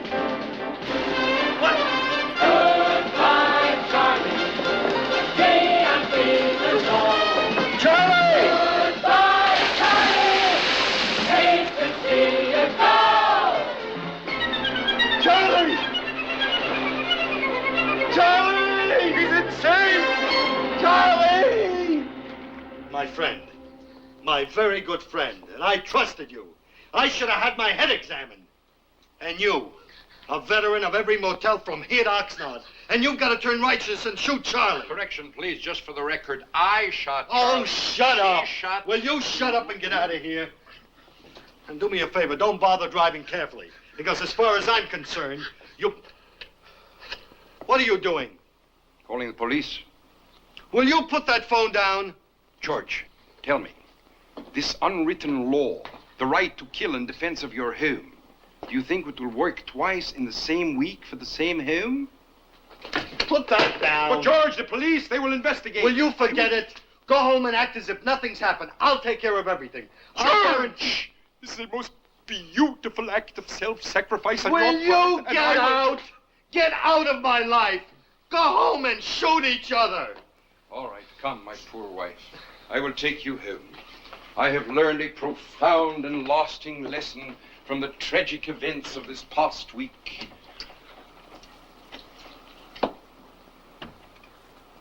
George, by the way, be sure to send me the manuscript of your new book the moment it is completed. Bye, sweetie. It was nice seeing you.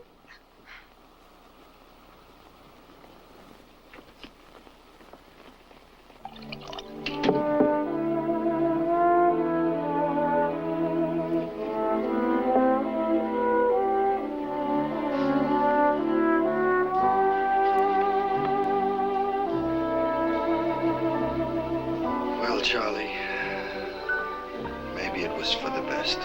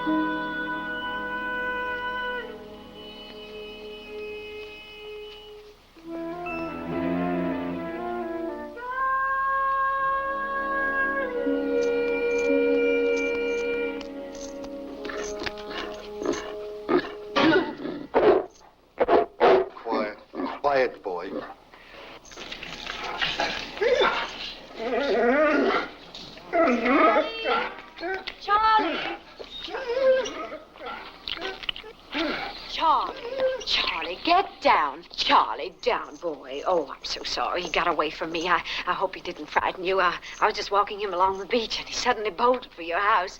He's harmless, really, Charlie. Well, what's your name? Virginia Mason. Where do you live? About a half mile down the beach. How long have you lived there? About 8 years, since my parents bought the place. Their names are Ralph and Helen Mason. Say, you all right? Could I ask you a question? You are a girl, aren't you? I mean, you've always been a girl, never anything but a girl? I swear it. Thanks. Say, how much of this have you had? An awful lot, I don't remember. Well, do you mind not staring at me quite like that? I feel like I'm having a physical for life insurance. I'm sorry. I think I need a drink. I think you need food. When did you eat last? I don't remember. No wonder you look so terrible. Where's the kitchen?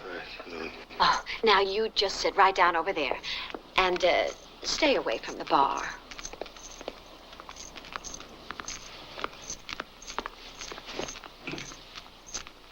Say, you're really stocked up with the necessities of life. All you've got is olives and pickled onions and stuffed olives and, let's see. We have ketchup, chili, corned beef hash, and corned beef hash. Why don't you just scramble it all together? How about some corned beef hash? I love it.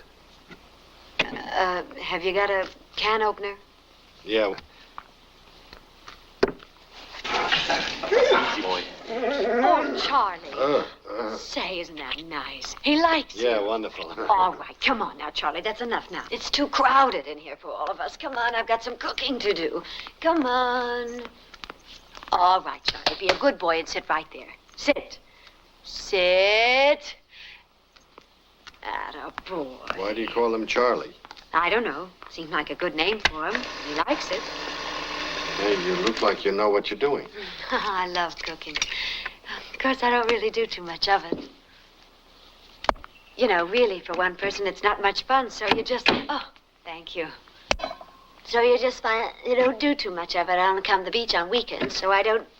Oh, I teach school, you know, Westwood, elementary grades. I have a little apartment, and I have... It's a bachelor apartment? I'm single, if that's what you mean. You don't look as though anyone's been feeding you too regularly. I'm single, too, if that's what you mean. Oh, what do you do? I'm a writer. Oh, what's your name? George Tracy. Oh, of course. George Tracy. I read your last book. Wasn't bad. It wasn't meant to be. Where do you live? Paris. The fact is, I just arrived a little while ago. I'm due to go back any minute. Oh. It's, on the other hand, it's just to finish a book. I could, well, I could do that anywhere. Oh? Right here, in fact.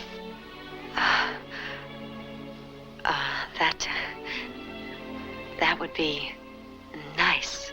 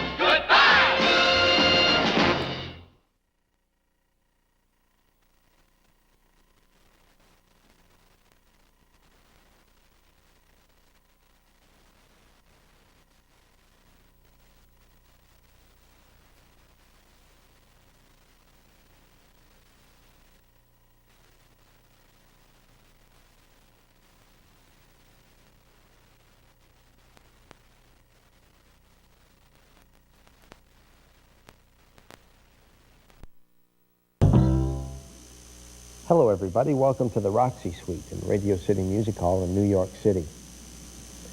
What do you suppose would happen if, after a crude womanizer is killed by a jealous husband, he returns to Earth in the body of a woman, the type of woman he used to seduce? Well, you're about to find out in Vincent Minnelli's wild comedy, Goodbye, Charlie.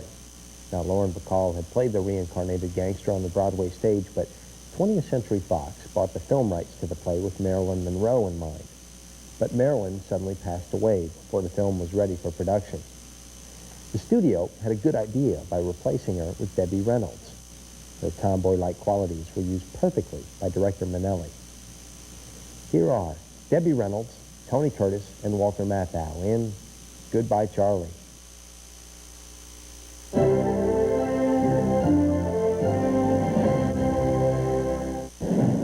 As a method actor, she really believes in going all out and preparing for a part.